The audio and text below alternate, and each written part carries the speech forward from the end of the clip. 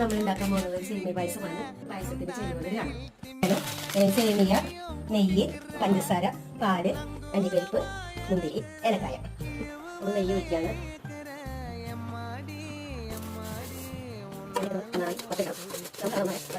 ഇപ്പോൾ നമ്മുടെ സേമിയ ബ്രൗൺ കളറായിക്കൊണ്ടിരിക്കുന്നു.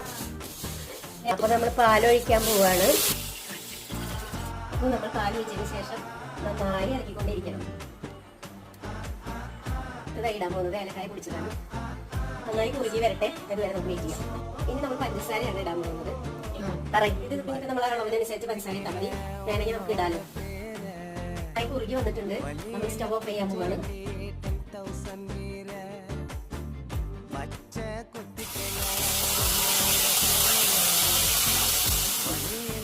പായസം റെഡിയായി.